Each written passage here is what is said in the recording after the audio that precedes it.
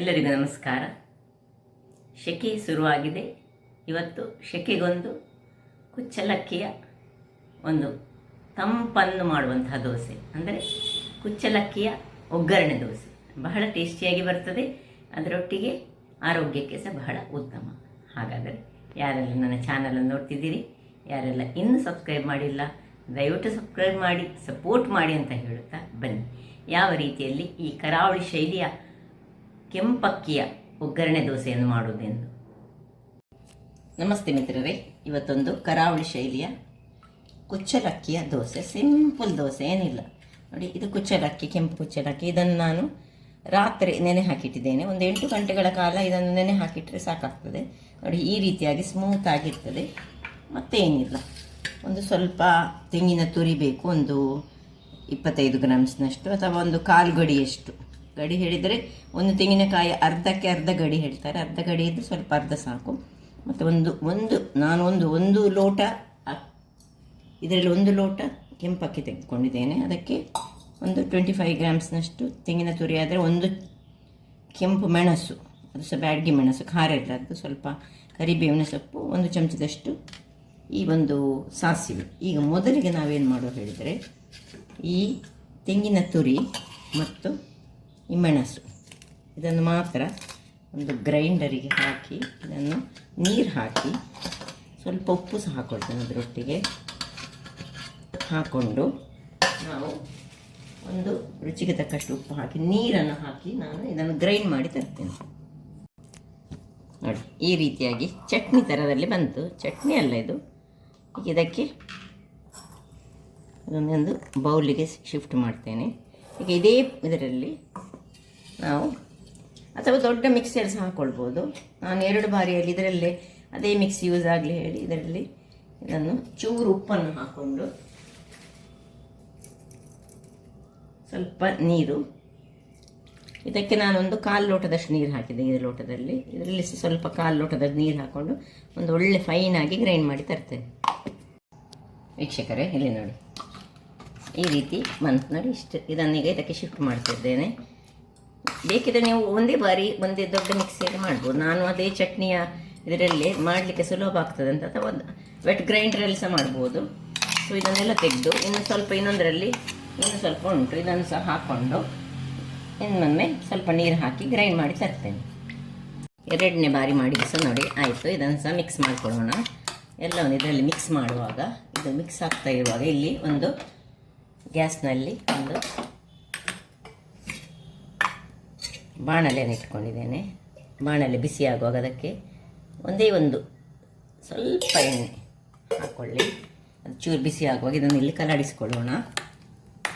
ಸರಿ ನೀರಾಗಿ ಬರಬೇಕು ನೋಡಿ. ಎಲ್ಲ ಹಾಕ್ಕೊಂಡು ಕೈಯಲ್ಲಿ ಕಲಡಿಸಿದರೆ ಸಾಕ್ತದೆ ನೋಡಿ.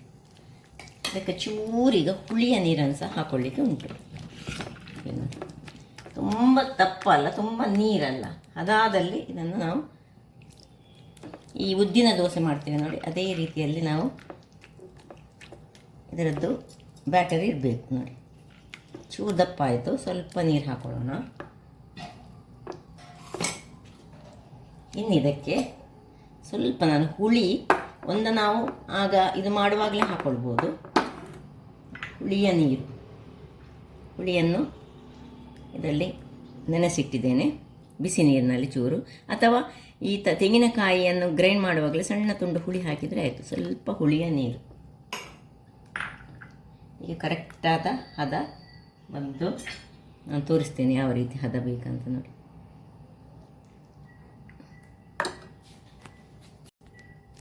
ಈಗ ಇಲ್ಲಿ ಇದು ಬಿಸಿಯಾಗಿದೆ. ಇದಕ್ಕೆ ಸ್ವಲ್ಪ ಸಾಸಿವೆ ಹಾಕೊಳ್ಳೋಣ.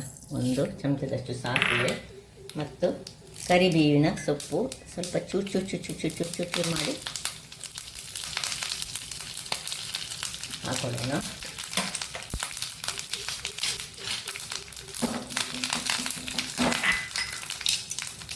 ಉಳಿಯುವಾಗ ಆಫ್ ಮಾಡ್ಕೊಳ್ತಿದ್ದೇನೆ.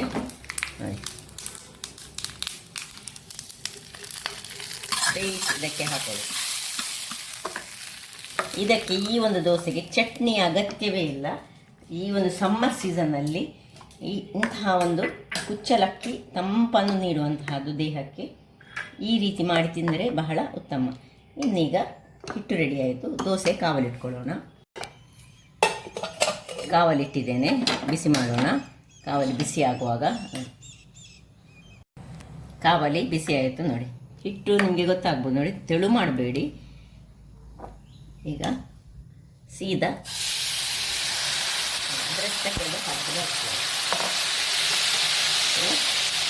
ಇದರ ಮೇಲೆ ಸ್ವಲ್ಪ ತುಪ್ಪವನ್ನು ಹಾಕೊಂಡ್ರೆ ಆಯಿತು. ಇನ್ನು ಮುಚ್ಚಳ ಮುಚ್ಚಿಕೊಂಡು